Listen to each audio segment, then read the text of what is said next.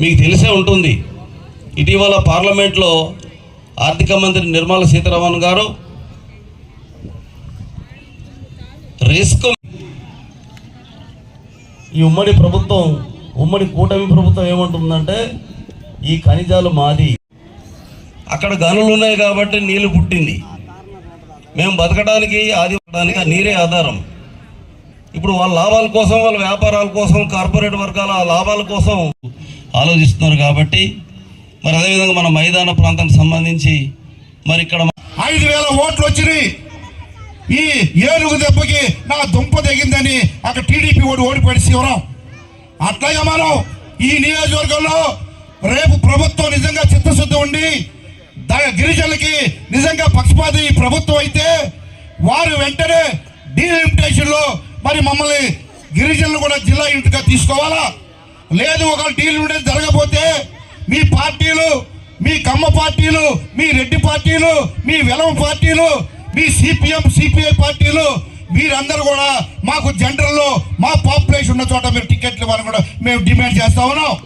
మిత్రులారా, ఈ రోజున ఇక్కడికి వచ్చిన జనం మొత్తం కష్టజీవులు వచ్చారు, కష్టపడి వచ్చారు. ఇదే జనాన్ని తేవాలంటే టీడీపీ కానీ, వైసీపీ కానీ, జనసేన కానీ మరి కోట్ల రూపాయలు ఖర్చు పెట్టాలి. ఈ రోజున మీరు మా జాతుల కోసం, నా జాతి అభివృద్ధి కోసం మీటింగ్ జరుగుతుంది, మీరు స్వచ్ఛందంగా వచ్చారు. ఈ రోజున ఇది చాలా సంతోషం. ఇది ప్రభుత్వానికి సాంకేతాలతో కూడా ఈ సందర్భంగా మేము మనం చేస్తా ఉన్నాను. ప్రభుత్వం అనేక కుట్రలు చేస్తా ఉన్నాం. ఈ రోజున ఎక్కడైనా సరే డ్యాములు కడితే ఈ డ్యాములు భూభాగాలు మంది ఈ ప్రాంతాల్లో ఉంటే ఒక్క ఎస్టీ రిజర్వ్డ్ సీట్ కూడా ఇవ్వలేదు. ఎందుకు ఇవ్వలేదంటే ఈ రెడ్డి కమ్మ నాయకులందరూ కూడా ఈ సీట్లను వాళ్లే పెట్టుకోవాలని చెప్పి ఇక్కడ ఎస్టీలకు రిజర్వేషన్ ఇవ్వకుండా ఇవి ఏజెన్సీ ఏరియాకి తోసేశారు. ఏజెన్సీ ఏరియాలో సీట్లు ఇవ్వకపోయినా కానీ అక్కడ ఎమ్మెల్యేలు ఎస్టీలే ఉంటారు. అప్పుడు ఎస్టీల నంబర్ పెరుగుతుంది. ఇప్పుడు 7గురే మనకి ఎస్టీ ఎమ్మెల్యేలు. ఇక్కడ కూడా ఎస్టీకి రిజర్వ్ చేస్తే జనాభా దామాషా పద్ధతిలో దాదాపుగా 3 సీట్లు ఇవ్వాలా. 3 సీట్లు కనీసం ఎస్టీలకి ఇక్కడ రావాలా. 3+7 వస్తే 10 మంది ఎస్టీ ఎమ్మెల్యేలు అవుతారు. ఇందాక ఆయన ధర్మగారు అన్నట్టు అడుగుతారు, అసెంబ్లీలో అడిగేటువంటి అవకాశం ఉంటుంది. కానీ ఈ రెడ్డి కమ్మ కులాలకు చెందిన పార్టీలు ఇట్లా కానివ్వవు, అది గమనించాలి. ఎస్సీల విషయంలో ప్రతి పార్లమెంటు నియోజకవర్గానికి ఒక ఎస్సీ ఎమ్మెల్యే ఉంటాడు.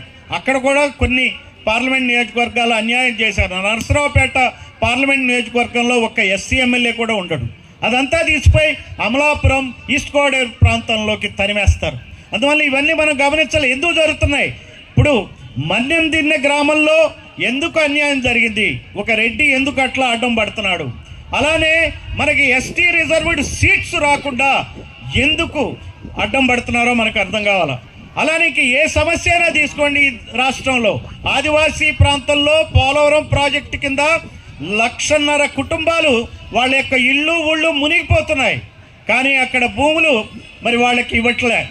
అదే పోలవరం ప్రాజెక్టు కింద 10 లక్షల ఎకరాలు ఈ నీటిపారుదల ఉంటుంది, సాగులోకి వస్తాయి. ఆ 10 లక్షల ఎకరాల్లో 1 ఎకరం కూడా వీళ్ళకి ఇవ్వరు. అంటే చూడండి, ఆదివాసీలకు ఎందుకు ఇవ్వరు? ఎందుకంటే ఆదివాసీ రైతులు కమ్మారెడ్డి కులాలకు చెందిన వాళ్ళు కాదు కాబట్టి. అలానే విశాఖ స్టీల్ ప్లాంట్లో 16,000 కుటుంబాలు 22,000 ఎకరాలు ఇచ్చాయి.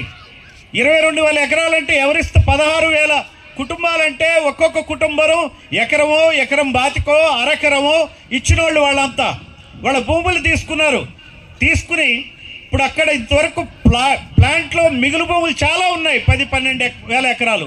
వాళ్ళకి తిరిగి ఇవ్వమని అడుగుతున్నారు, ఇవ్వట్లా.